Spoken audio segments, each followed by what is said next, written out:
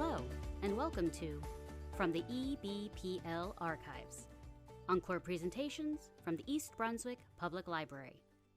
I am your host, Melissa Hosick. This event was presented as part of our Just for the Health of It initiative. Just for the Health of It is a proprietary health literacy program developed by the East Brunswick Public Library to promote health literacy in Middlesex County. To learn more, visit justforthehealthofit.org. Now, enjoy the program.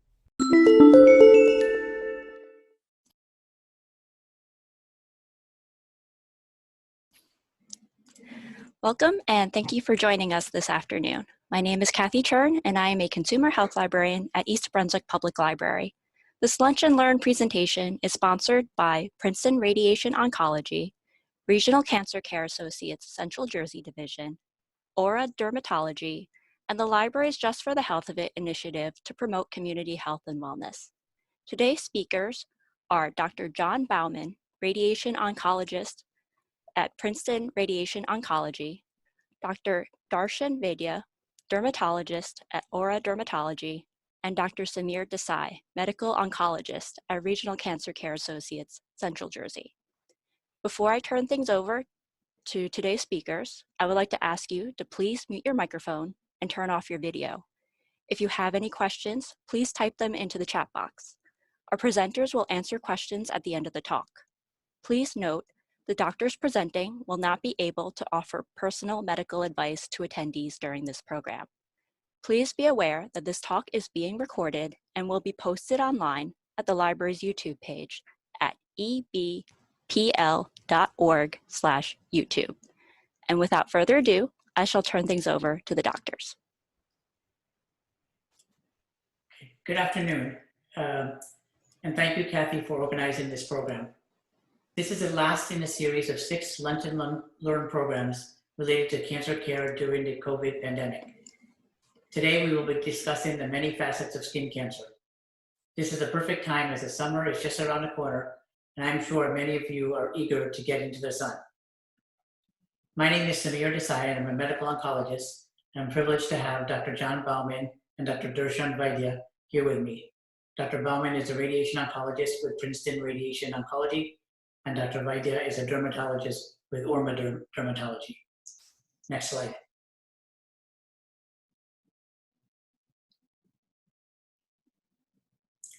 This is my practice, Regional Cancer Care Associates, Central Jersey Division.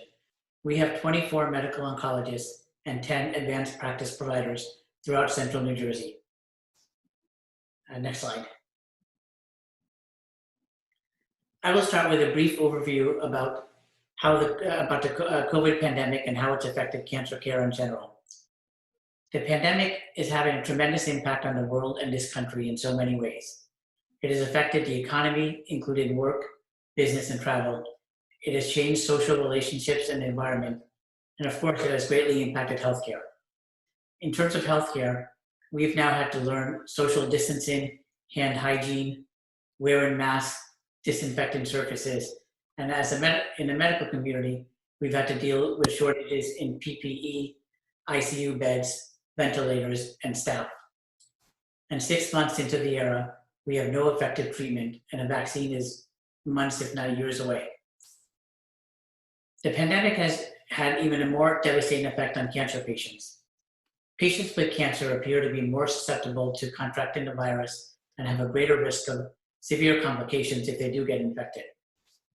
The former is likely due to more frequent visits to offices and hospitals, and the latter is due to their immunocompromised status and frequent greater comorbidities.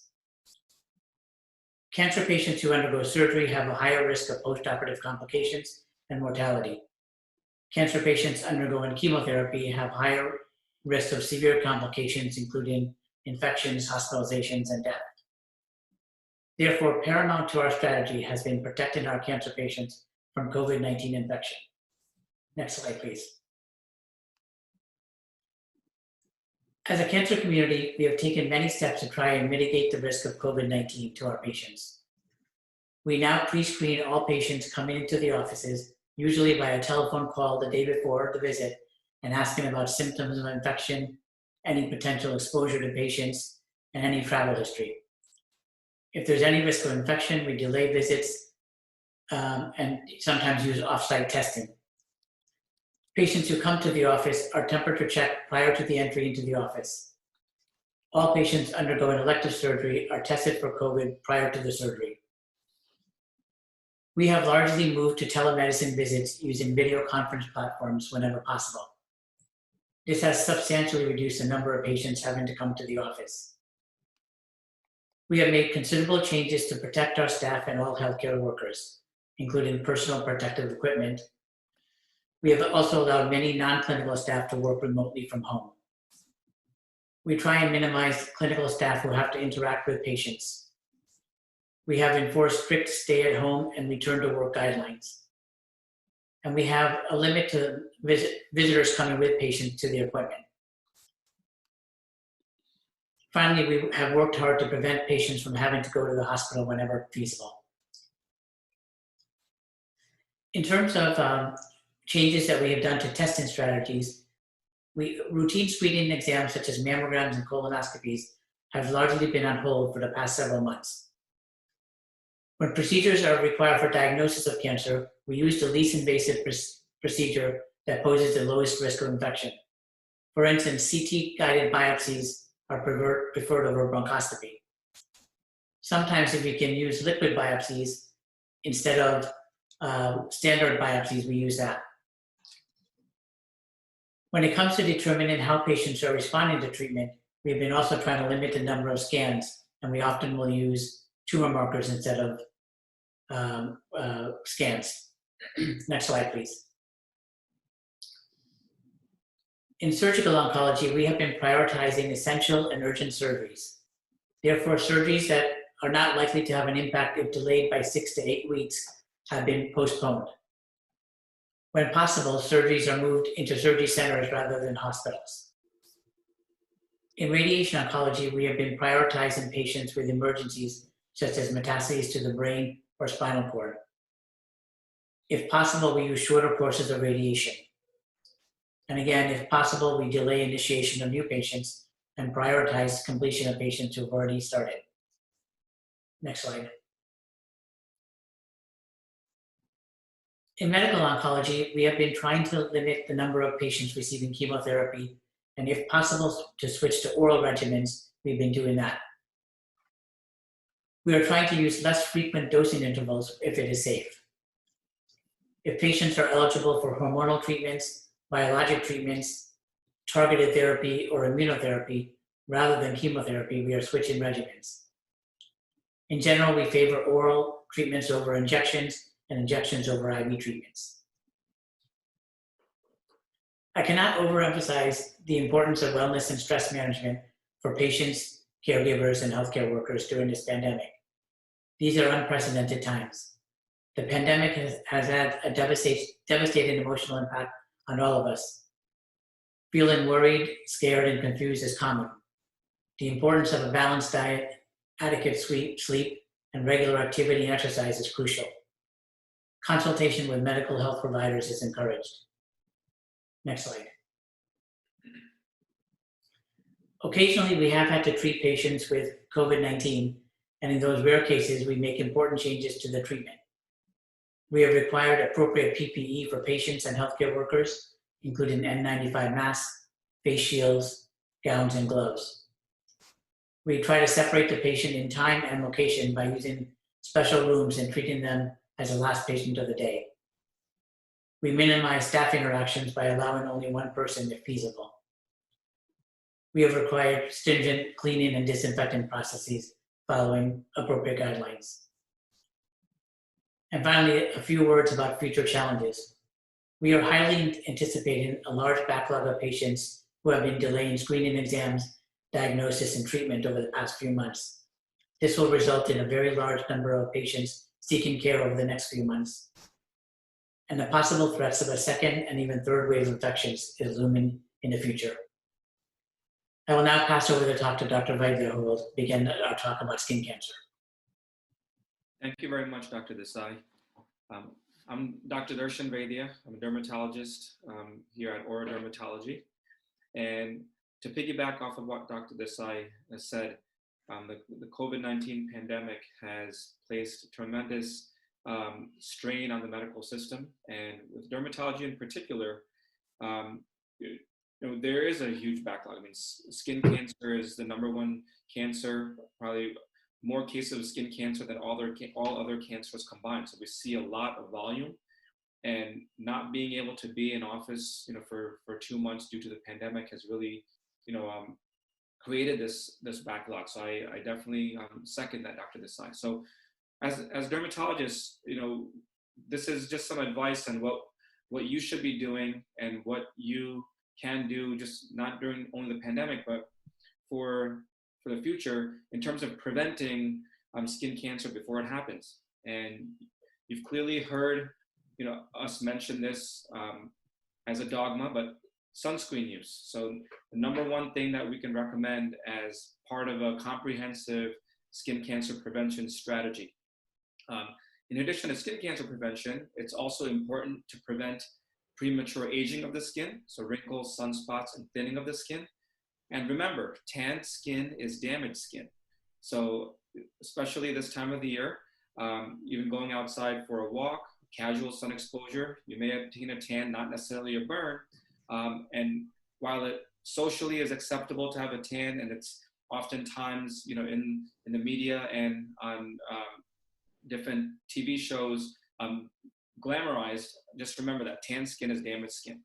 And why do we recommend sunscreen? So it decreases the risk of skin cancer. When you look at specifically squamous cell carcinoma, it can reduce the risk by as much as 40%, reduces the risk of melanoma by up to 50%, and it prevents premature skin aging. Who should be wearing sunscreen? So everyone. If you're out in the sun, put on that sunscreen. So everyone above the age of 6 months of age. Now, infants younger than 6 months of age, for various reasons, we recommend avoiding sunscreen. They have more sensitive skin to begin with. Their body surface area to skin ratio is higher, so they tend to have a higher rate of absorption. So in that population, just sun protective clothing, wide brim hats, sun avoidance is preferred. How much to apply?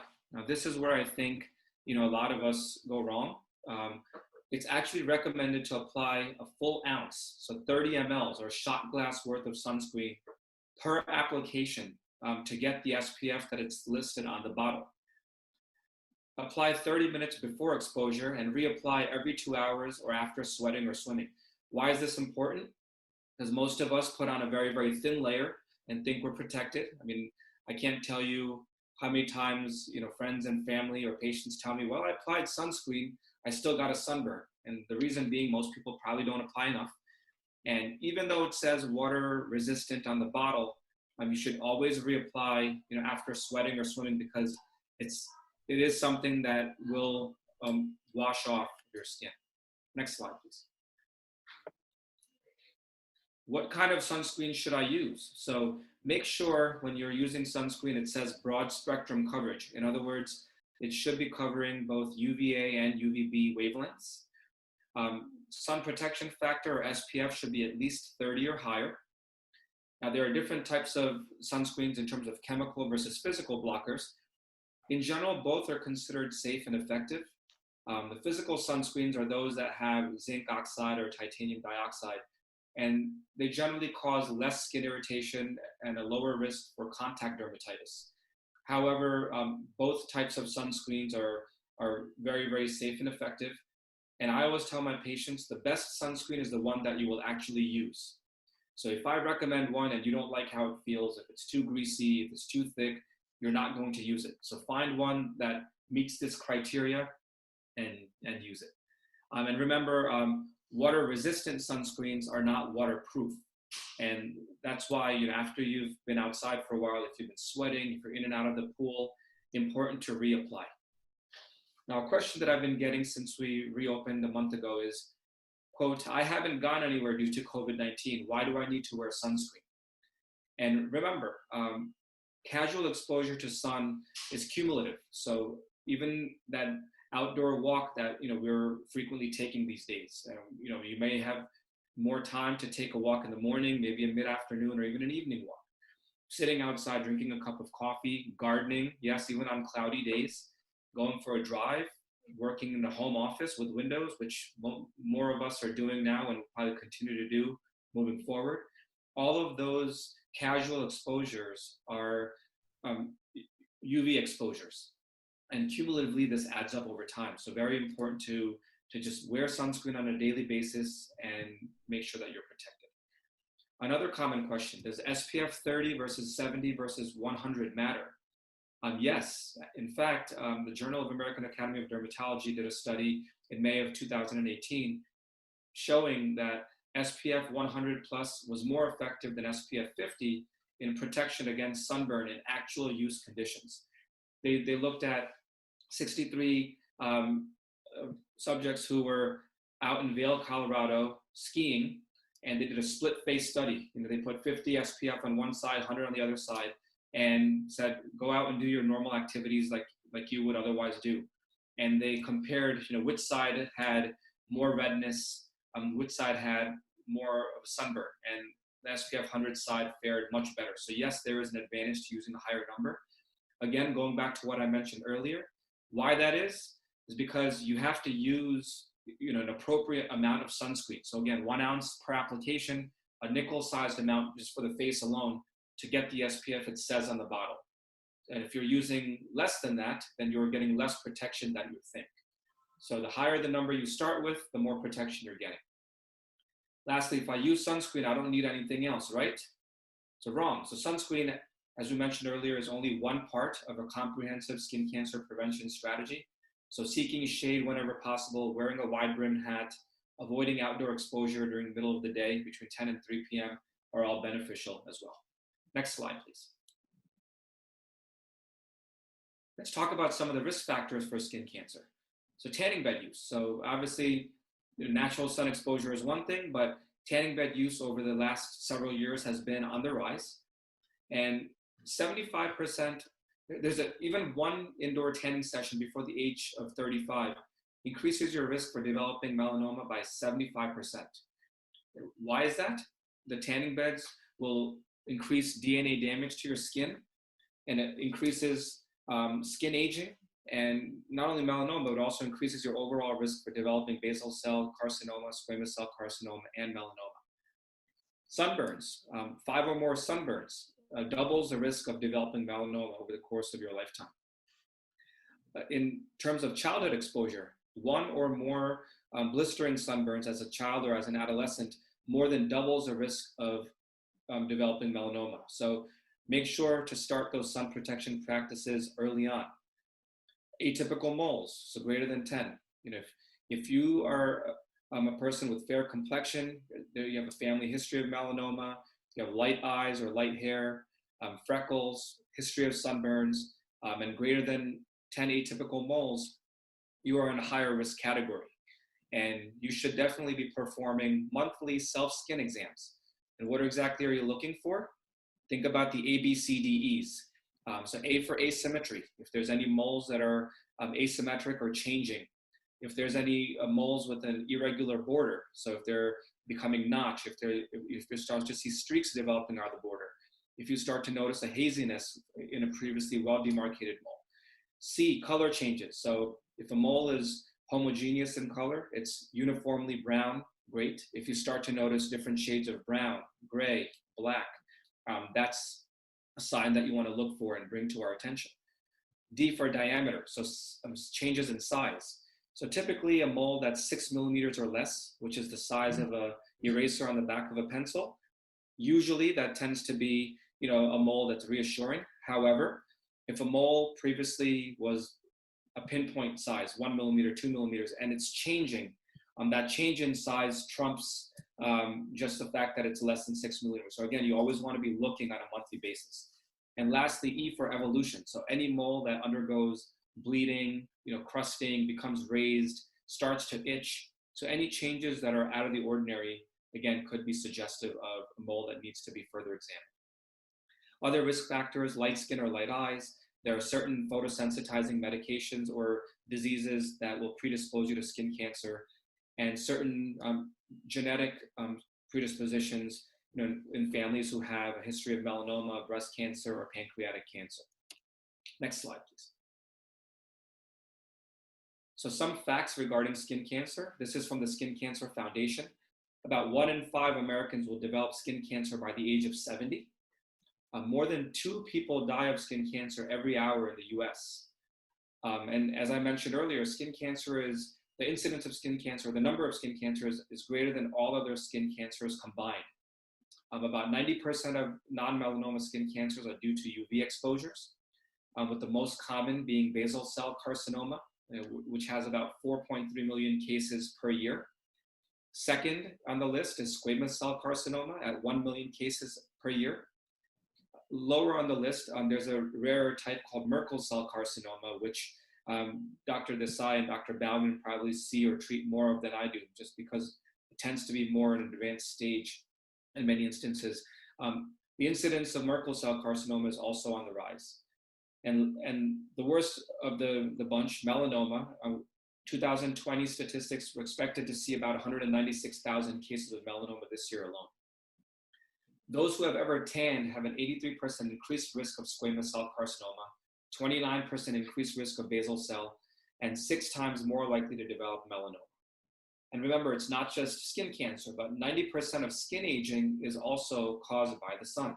So invest in sunscreen as part of your skincare regimen.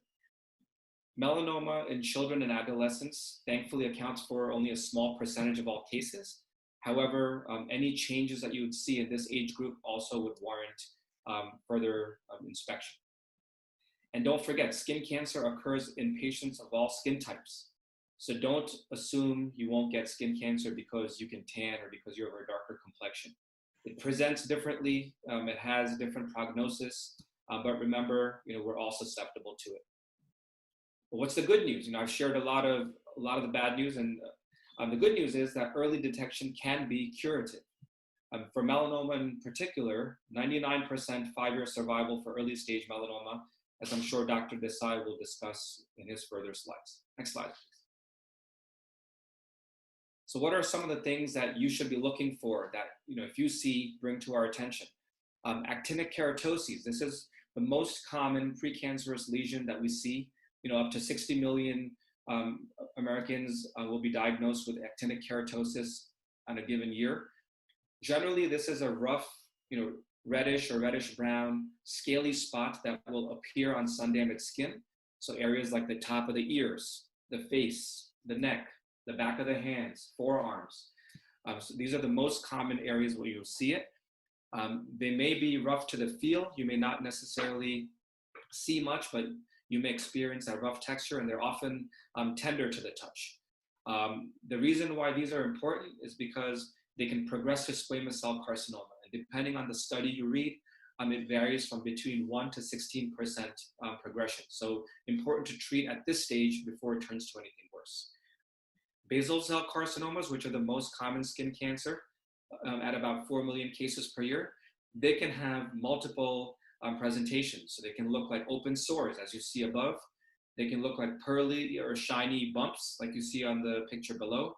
They can be scar-like in appearance. They can be pigmented. So again, if you see something on sun-damaged skin that is not healing or something that keeps changing over time, bring that to our attention.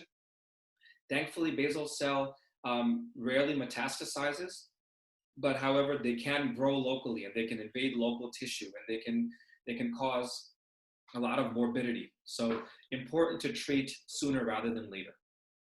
Squamous cell carcinoma, which is on the top right of the screen, is the second most common type of skin cancer we see. And it can also have various presentations. It can look like a wart-like growth.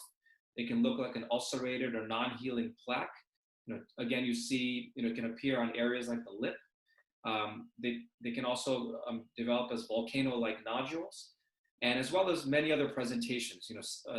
In many instances, an actinic keratosis, like you see on the top left, may have features of squamous cell carcinoma, and they can look very, very similar.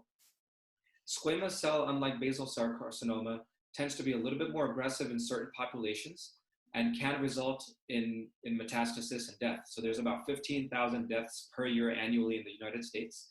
And it's usually a higher incidence in patients who are transplant patients than those who have other risk factors, such as smoking, tobacco chewing, betel nut chewing, especially in certain populations. And then lastly, melanoma. It's the least common, thankfully, but the most deadly form of skin cancer. Only 20 to 30% arise from existing moles. A majority of these, 70 to 80%, arrive de novo. In other words, in previously normal appearing skin, you may see something that just appears out of the blue and it's changing. Remember the ABCDs that we discussed, and remember some of the risk factors that we discussed. So you should always be looking at your skin for anything that does not look right.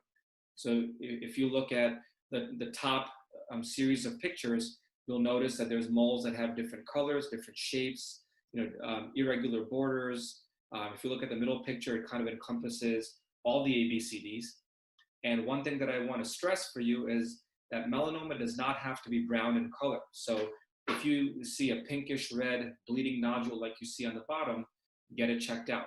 There's something called amelanotic melanoma, which means it does not have pigmentation, but yet still could be as concerning as a regular melanoma. Next slide, please. So for treatment, what can I do in the office? We will go over that, but the first thing is prevention. So this is the earliest and most important thing that you can do.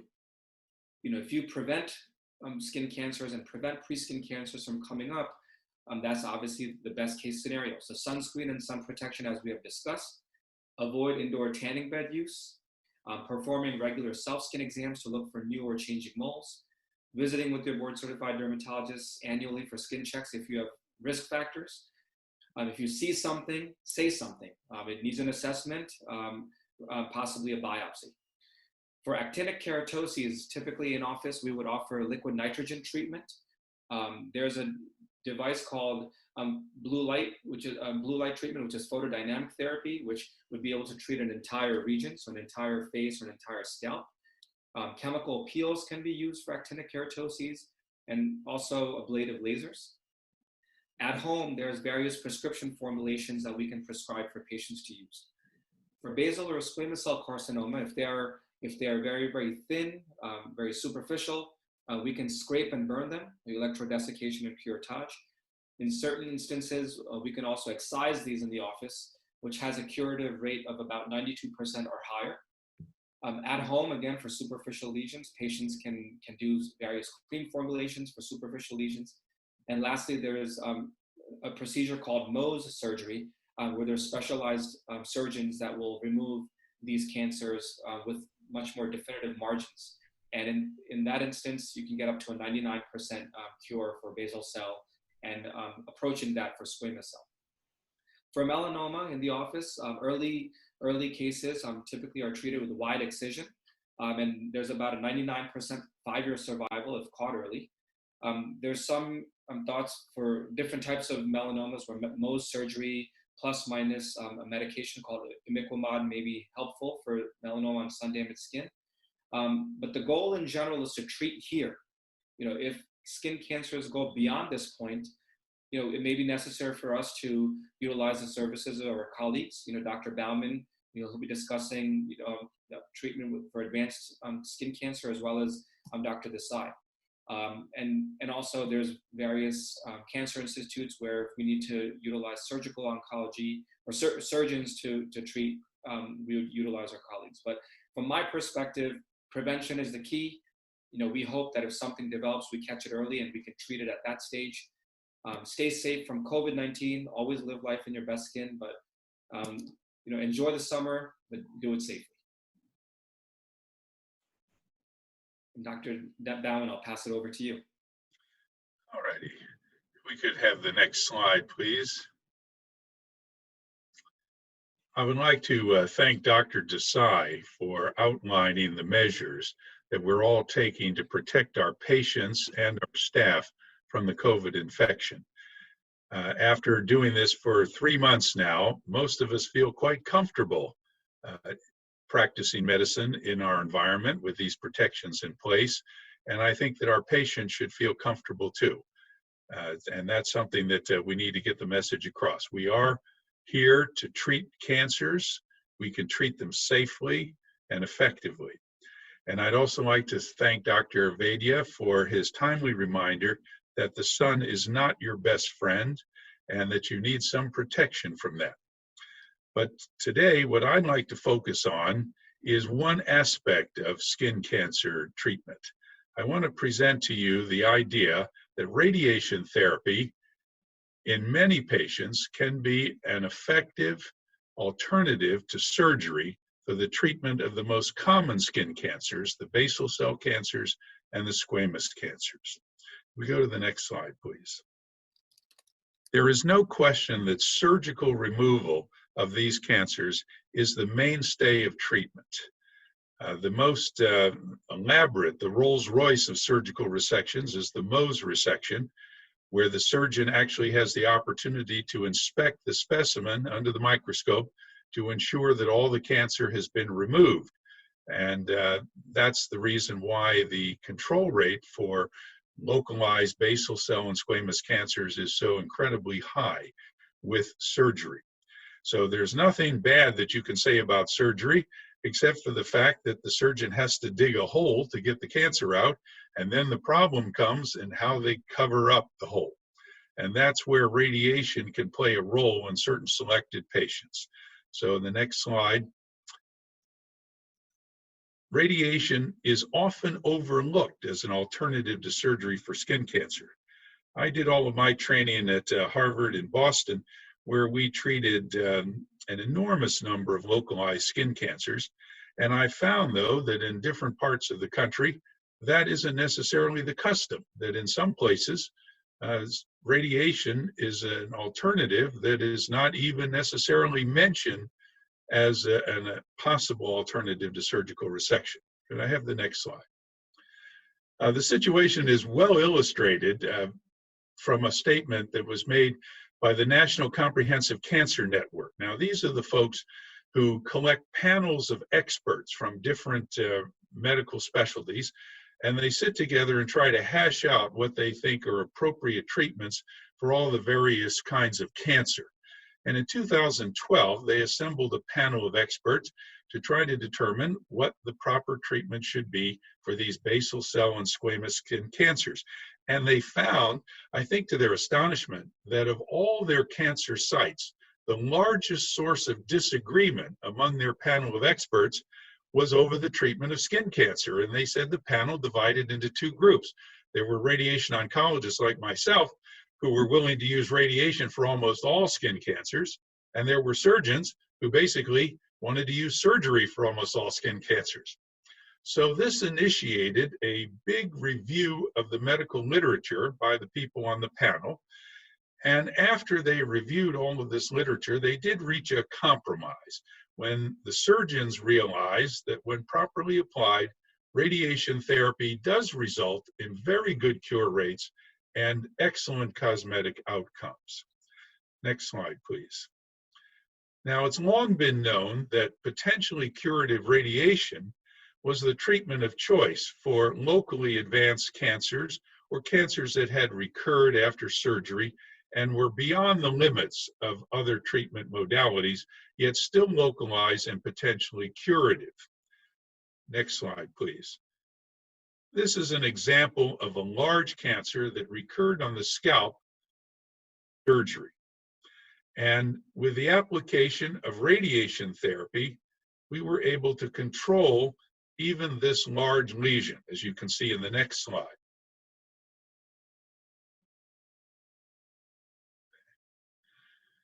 And let's look at the next slide. Here is another example.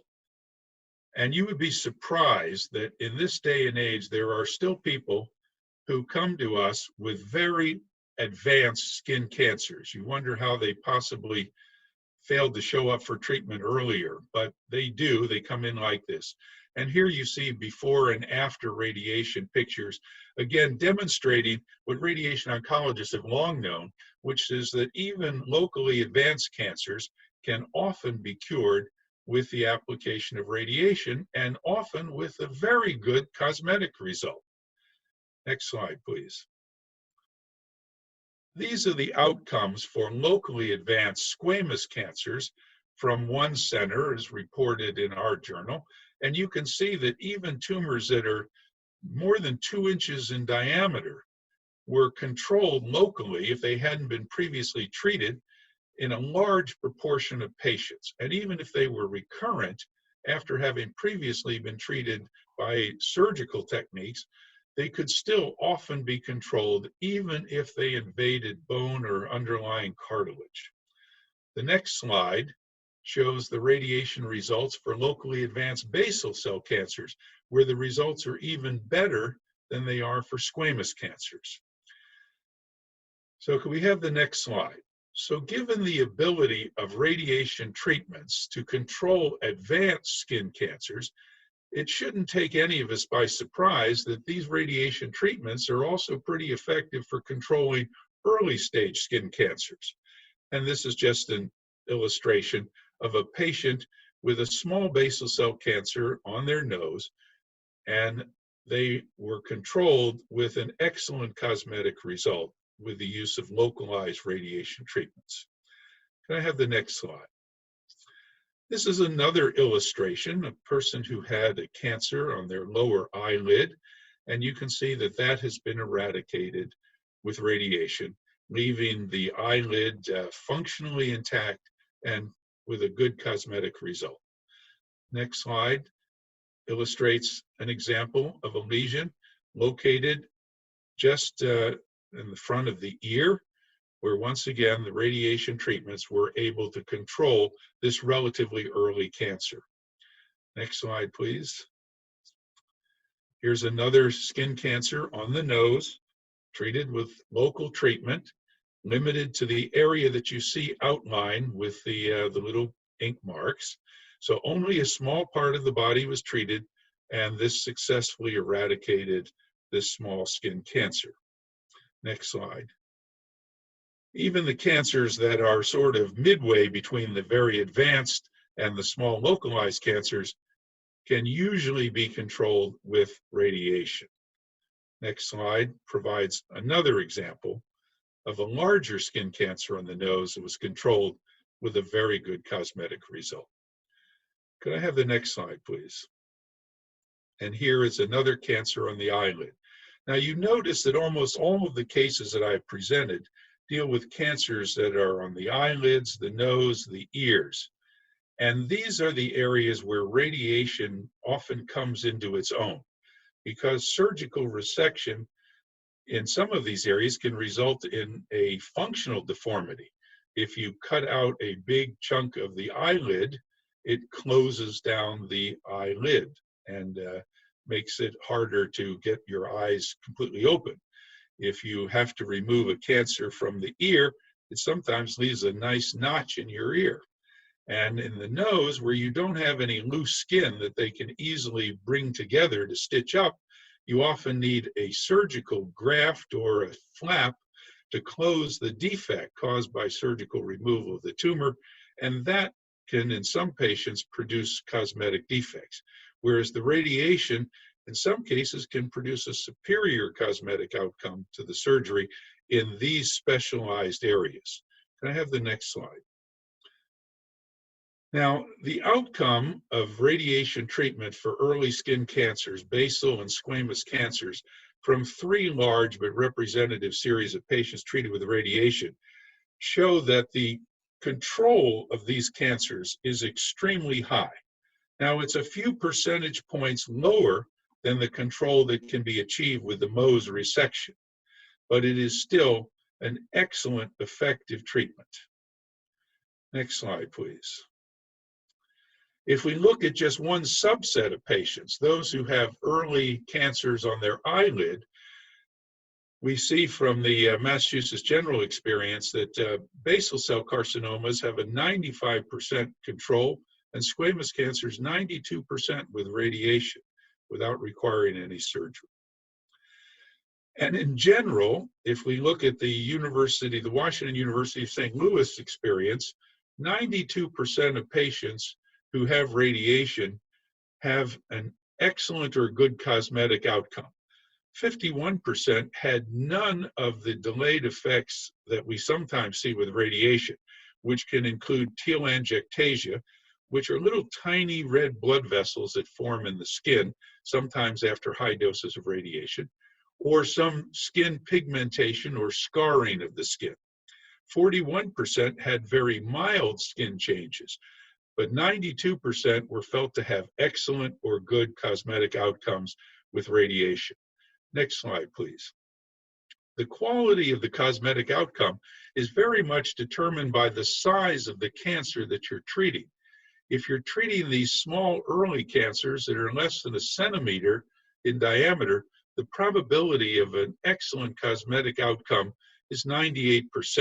When you're dealing with those patients who had the very large lesions that I showed earlier, the cosmetic outcome is still very good, but not quite as good as it is for the treatment of early skin cancers. Next slide, please. So what is the patient's experience receiving radiation for skin cancer? Next slide. Well, this, unfortunately, is what the common man's idea of radiation treatment is, that we sometimes or somehow fry you or incinerate you, and nothing could be further from the truth. I fear that that's the mental picture of radiation treatments that even many doctors have. Let's go on to the next slide. In actuality, there is no typical experience for the radiation of skin cancers because of the enormous variety of potential treatment options that we have available to us. On the left, you see a linear accelerator. Now, this is an enormous machine that costs millions of dollars. It weighs about 7 tons, and it is a very appropriate treatment for certain skin cancers. On the right-hand side, you see something that's called a Leipzig applicator. And as you can see, it's a not very imposing device that for the treatment is placed in contact with the skin, and the radiation is delivered by putting a tiny radioactive pellet into that dome. The radioactive pellet gives off very superficially penetrating X-rays, and at the end of the treatment, the pellet is withdrawn from the dome, and that's the nature of the treatment. So there is no typical radiation treatment. Next slide, please. Unlike most cancers, there's not even a typical dose that we use. The dose of radiation can vary in terms of the number of treatments and the number of weeks that the treatments require. Unlike typical cancers where we could tell you right down to the exact number of treatments what will be given for a typical breast cancer or prostate cancer, skin cancer treatment dose regimens vary widely depending on the size and location of the lesion. And in general, the more slowly you deliver the treatment, the more you break it into small pieces as you deliver it to the patients, the better the cosmetic outcome. Now you can see that compared to surgery, which usually requires just a few visits, radiation is a somewhat more inconvenient treatment that usually requires multiple visits. Next slide, please. But the experience of receiving radiation that's pretty common to almost all patients include making some sort of shield to protect the normal tissue from receiving radiation. We often have to immobilize the patient, and here you see a face mask that was prepared that fits over the patient's face. We can't treat a moving target very well, so this ensures that the patient holds still while we treat that small area. And then we have to do some very fancy dose calculations, and here you see a typical dose distribution for the treatment of a nasal skin lesion. We have PhD physicists on our staff and enormously powerful computers to help us know exactly what the setting of each of those various treatment machines should be to deliver the dose that we want to deliver. Let's go to the next slide if we could. Now, one of the typical experiences, though, the common experiences, regardless of how we treat patients or how many treatments we give them, is that all of them experience a sunburn-like skin reaction, which you can see in these illustrations. Let's go on to the next slide.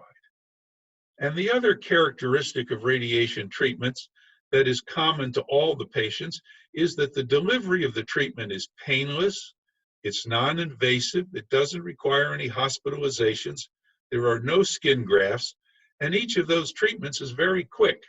A typical treatment takes less than 15 minutes per treatment.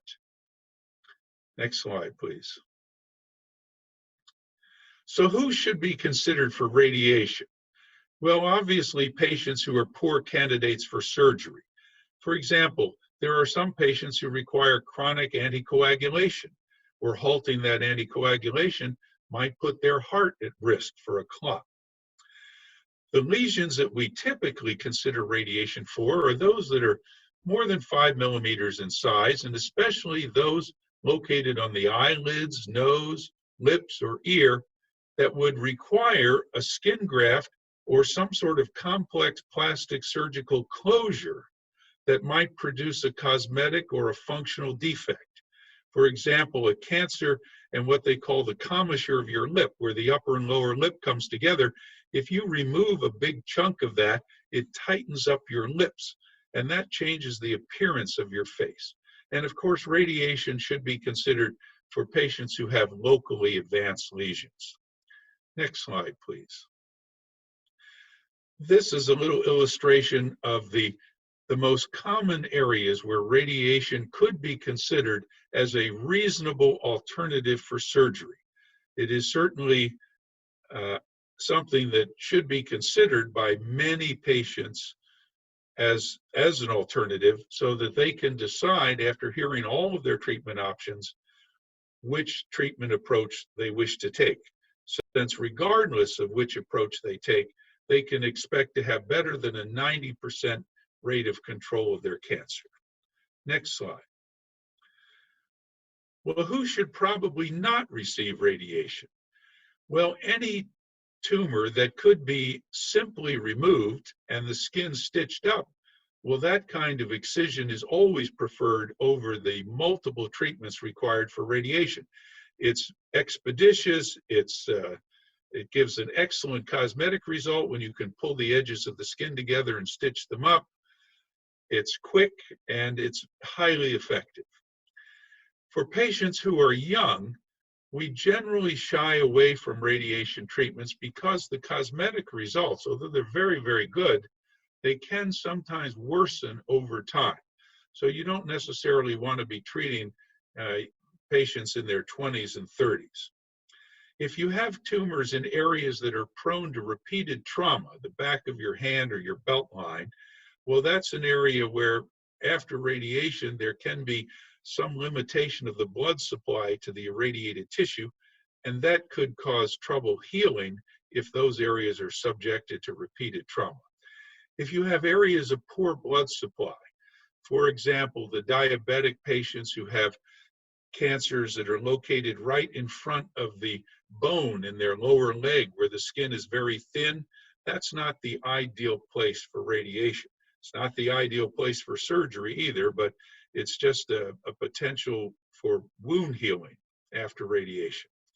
Patients who have high occupational sun exposure may not want to have radiation treatments and then get that area exposed to the sun in the course of their work. People who have exposed bone or cartilage from tumors that are locally advanced that have eroded into the underlying tissues, or those people who have impaired lymphatics, such as patients who have big swollen legs, they're not ideal candidates for radiation.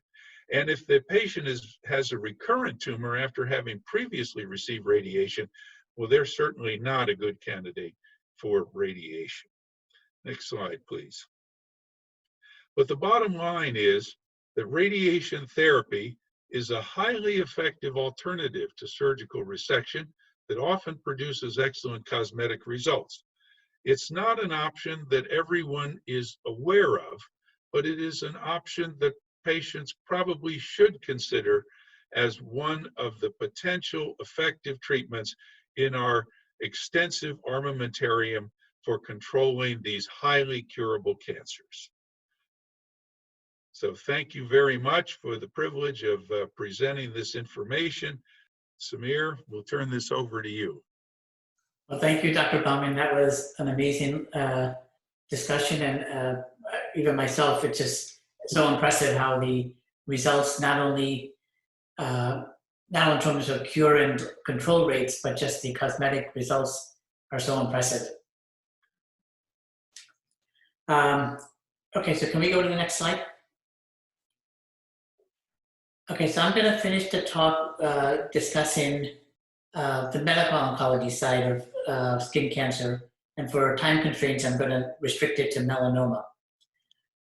Melanoma is the 5th most common cancer in the United States and is very rapidly growing in incidence. We anticipate about 100,000 new cases in 2020 and expect about 7,000 deaths in 2020. The vast majority of cases are caused by UV radiation from the sun. Some of the risk factors include fair skin, prior history of melanoma or atypical moles, and a family history of melanoma. The overall 5-year survival is about 92%, but it varies significantly with stage, being as high as 99% in stage 1, but only 25% for stage 4. As previously discussed by Dr. Vaidya, surgery is the mainstay of treatment. Although now we know that for non-melanoma skin cancers, radiation is a very impressive alternative. Next slide, please. As a medical oncologist, we generally get involved when patients have advanced melanoma. This is when the melanoma has traveled to other sites of the body, including lymph nodes, lungs, bones, and the brain. We often start with imaging studies to try to determine the extent of the spread of cancer.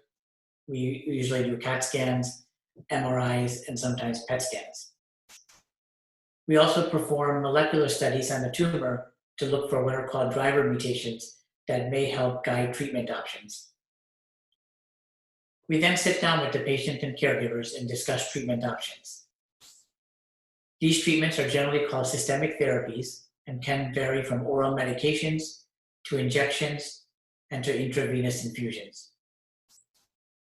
In advanced melanoma, we generally have 3 options, including chemotherapy, targeted therapy, and immunotherapy. Next slide, please. This slide highlights the tremendous advances in the treatment of advanced melanoma over the past decade. Prior to this, our only options were chemotherapy and relatively toxic biological therapies, including interferon and IL-2.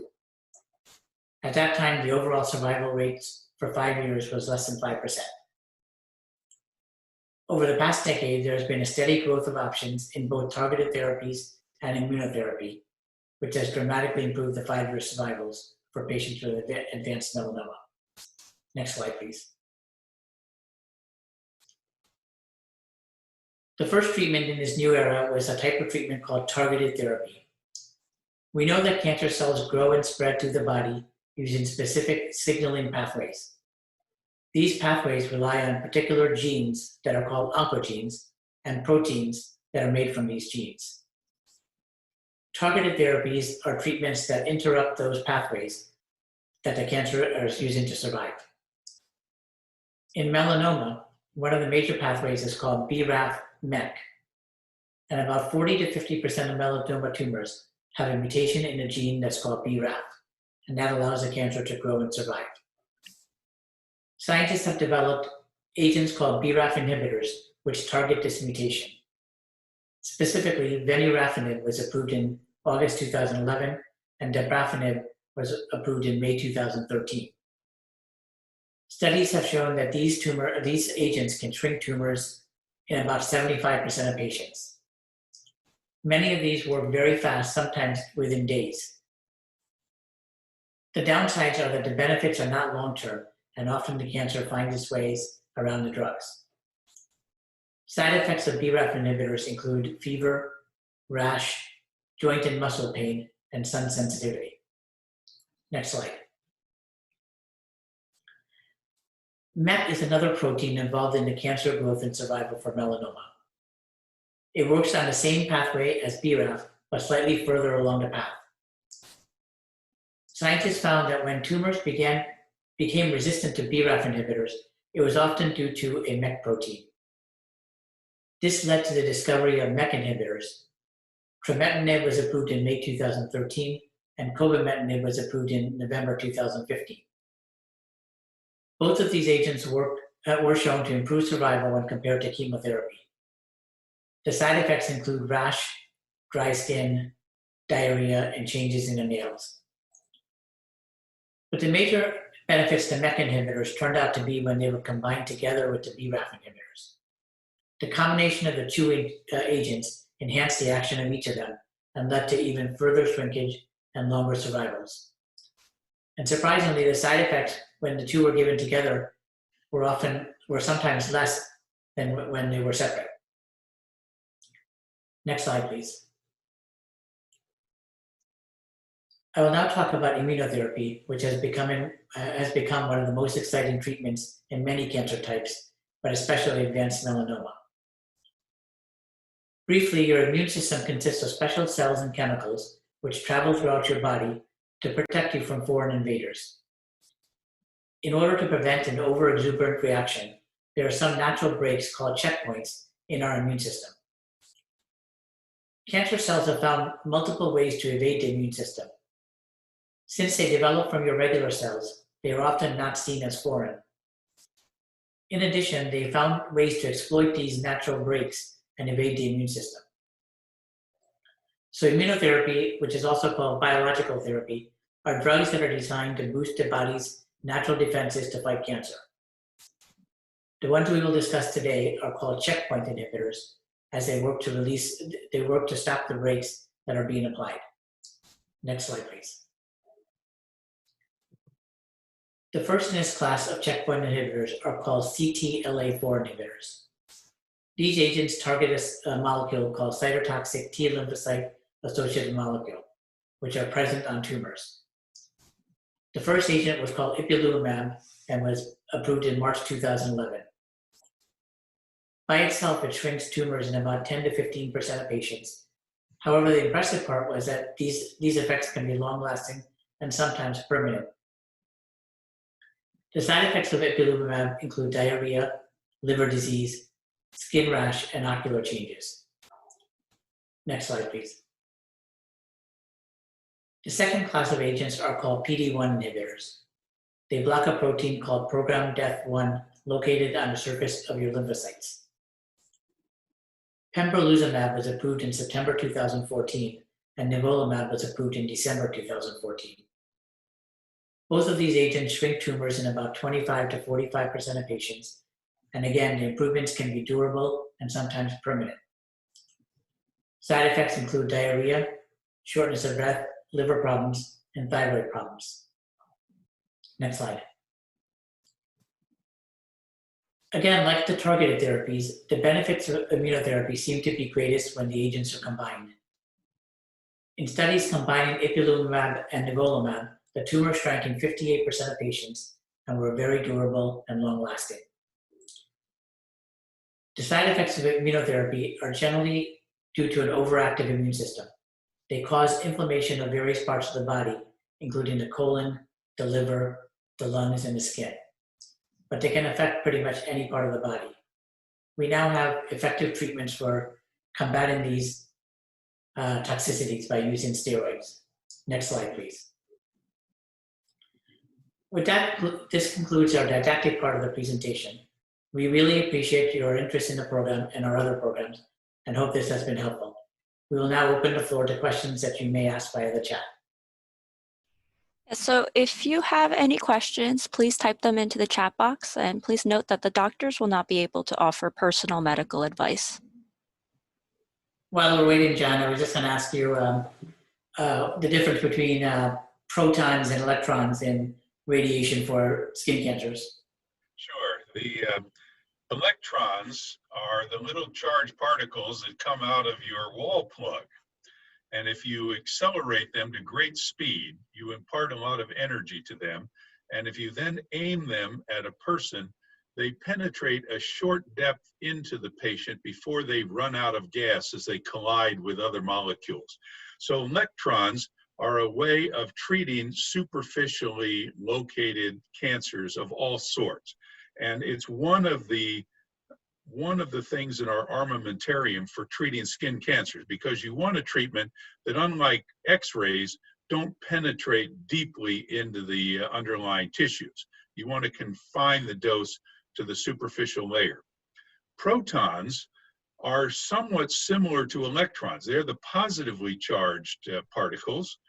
They penetrate a certain depth into the patient, and then they release all of their energy at that depth, rather like a depth charge that goes off at a certain depth when the Navy is trying to attack submarines. So if you have a tumor that is deeply seated in the patient's body, but adjacent to a critical structure, you can send protons into that patient, and they will deliver all of their dose right at the target tumor and stop abruptly before they go on to give any dose to the adjacent normal tissues. Whereas electrons, by their nature, can only penetrate superficially into patients and therefore are commonly used for skin cancers, protons can penetrate deeply into patients and are used for most of what people regard as regular cancers, cancers of the pancreas or the colon or deep in the brain, in the lung. So protons are not usually used for skin cancer treatment, which is a good thing because there are only about 25 proton centers in the entire country. So we wouldn't be able to do much skin cancer treatment given the enormous number of skin cancers there are. But electrons are widely available. In fact, I have electrons in my practice at each one of our treatment sites, except for our proton facility. So electrons are a common way of treating skin cancer. Protons would be very rare for treating the common skin cancers. Now, treating some of the uncommon cancers, like treating a widely metastatic Merkel cell cancer, that's a different story. But for the curative treatment of skin cancers, electrons would be preferred over protons. Okay, thanks so much. So we have a question. What do you think about Aldera for basal cell cancer? Myself, I have not had any experience with it. Does anyone, either one of you, have any experience? So I've used Aldera for only superficial type basal cell carcinoma. And I believe that's the only FDA-approved indication for it. It works really, really well, especially for the patient who opts not to have an electrodesiccation, a curettage procedure, or an excision. The disadvantage is that the protocol usually is an extended protocol over the course of several weeks to months, and generally results in a lot of localized redness, crusting, irritation, and so forth. But the final outcomes typically tend to be excellent. The final cosmetic outcome usually is scarless. The results are great. And for the early lesions or for even precancerous lesions like actinic keratosis, I think Aldera has an excellent place in that treatment armamentarium. I have a question, if I could, for Dr. Vaidya. Do you routinely recommend the application of topical Fudex 5-fluorouracil for patients with actinic keratosis as a maneuver to try to reduce their potential for becoming squamous cancers? Yes. So while we do treatment with liquid nitrogen in office for isolated lesions, I'm a huge proponent for field therapy. So field therapy with topical 5-fluorouracil, imiquimod, ingenol mebutate, etc. What they do is they treat even subclinical precancers that are in the entire area that you're treating, whether it be the entire face, the scalp, the hands, and so forth. And precisely for that region, when you get 80 to 85% clearance of a lot of that background sun damage and precancerous damage, so to speak, it reduces the likelihood of it progressing to anything worse. So yes, Dr. Baumann, 100%. Field therapy is very important.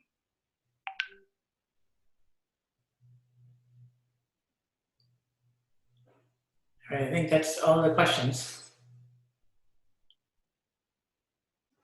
Okay, so I want to say thank you, Dr. Baumann, Dr. Vaidya, and Dr. Desai for taking the time to talk to us and for answering our questions. And as I mentioned at the beginning of this program, the talk is being recorded. The link to the recording will be emailed to the registrants, and the recording will be uploaded to the library's YouTube channel at ebpl.org/YouTube. So thank you all for joining us today, and have a great day and stay safe. Thank you again, Kathy. Thank you. Thank Be you. safe. Thank you for joining us for this week's Encore presentation. To join us for live programs or to learn more about the East Brunswick Public Library, visit our website at ebpl.org.